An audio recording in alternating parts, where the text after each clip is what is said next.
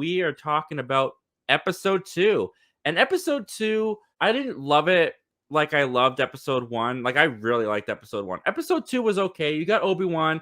He's on this planet looking for Leia. Was being hunted by the Inquisitors, and you find out that Riva is actually she's got a real vendetta. She's really going after Obi-Wan. She has a real goal to get this guy, and she's the one that actually set up the kidnappers to bring Leia to this planet so that they could lure Obi-Wan out of Tatooine, out of hiding, so that she can get him. I have a theory about Riva. It's actually not a very original one. I've seen it some other places too. I think that she is one of the Jedi that was in Order 66 at the beginning of the episode. I think that was one of the significant reasons they showed this scene at the beginning of episode 1. I think she was one of those kids because Obi-Wan tells Leia that the Inquisitors, a lot of them were Jedi that turned to the dark side once the Empire rose. So I think that some of those kids got corrupt. Doesn't look like Anakin got to all the younglings. But on this planet, we also get introduced to Kamal. I always get his last name wrong. Nanjiani, or I can't remember how to say his name, but he's playing this kind of fake out Jedi. He is this con man that brings people in who are looking for help, and he's like, "Ooh, I'm a Jedi. I can sense where they are." And it's kind of interesting that that's what you would that's the position you would take as a con man during a time where the Jedi are being hunted and destroyed. Maybe he's just not aware of that information. I don't know, but I found this character to be. I wasn't really into it. The humor didn't really work for me all the way through. Anyways, Obi-Wan goes to enlist this guy's help. He finds out where Leia's being kept. He goes, he rescues Leia, and Leia and Obi-Wan team up for a majority of this episode and in the rest of the series going forward, really. And this is where I was really starting to battle with the whole, like, she hears him being called Obi-Wan. She hears him being called Ben Kenobi, which is kind of like when you relate it back to episode 4 when Luke comes to rescue Princess Leia and he's like, I got your message. I got your R2 unit. I'm here with Ben Kenobi. And she goes, Ben Kenobi, where is he? Like, she gets really excited at the notion of Ben Kenobi.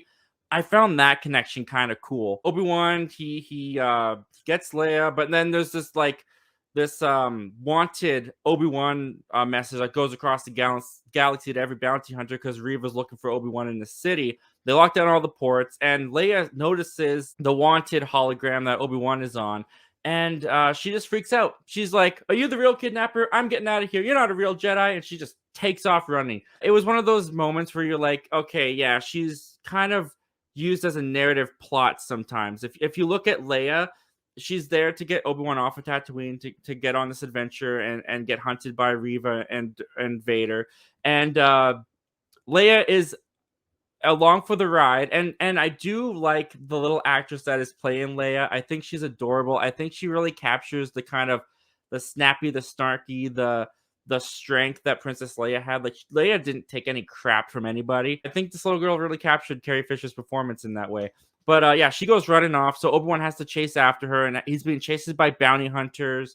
And eventually, she's falling off of this building as she's trying to get away from Obi-Wan, and she's hanging on to this wire. And Obi-Wan's been kind of like, it hasn't really been talked about too much, but he's kind of cut off from the Force, or he hasn't used the Force in a very long time. And I really liked this moment of him using the Force for the first time to save Leia. You see him struggling to use it as she's falling, and he catches her at the last second, and she just hovers above. That's when she really starts to trust him and sees that he's a Jedi. Anyways, so we get to the end of this episode. Riva has got Obi-Wan. He's cornered, and she starts talking to him. She starts taunting him. She's like, you know what?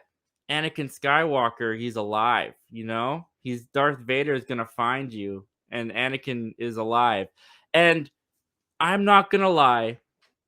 In the 5 things I wanted to see in Obi-Wan Kenobi, this was in the list. I wanted to see the moment Obi-Wan learned that Anakin Skywalker was alive, that Darth Vader is still around. This is not how I would do it. It was just so anticlimactic to me. Like, this random Inquisitor Riva girl who's hunting Obi-Wan, she's the one that tells him Anakin's alive and stuff like that. I wanted there to be more like of a gravitas, like a real dramatic moment of Obi-Wan. Like, maybe he just sees Vader for the first time in 10 years pass by, and that's when he learns, holy crap, that's Darth Vader. That's who Anakin was. Like, maybe he just hears the word Vader, Darth Vader. He hears something, but she just flat out tells him, Anakin's alive and he's Darth Vader. And I was disappointed, but what saved it for me, what saved this ending, was Ewan McGregor's performance. Ewan McGregor's face did so much in this moment. You could see the anxiety, the fear, the panic, the almost guilt that he felt for what he did to Anakin, knowing he's alive. Like it was such a powerful performance from Ewan McGregor. It totally made that moment okay for me.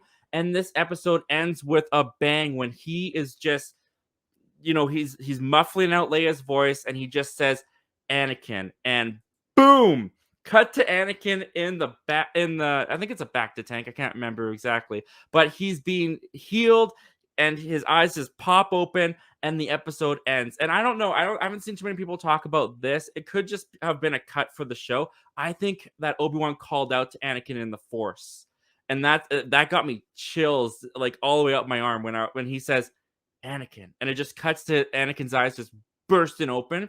I just took that as Obi-Wan just called out to Anakin in the Force, and Anakin just sensed it. It was the episode overall. It was okay. It wasn't one that the most enjoyable one for me. Definitely not as much as episode 1. But that ending, man, whew, that ending was powerful. That ending hit. I loved the way that episode 2 ended, and it set up so beautifully for episode 3.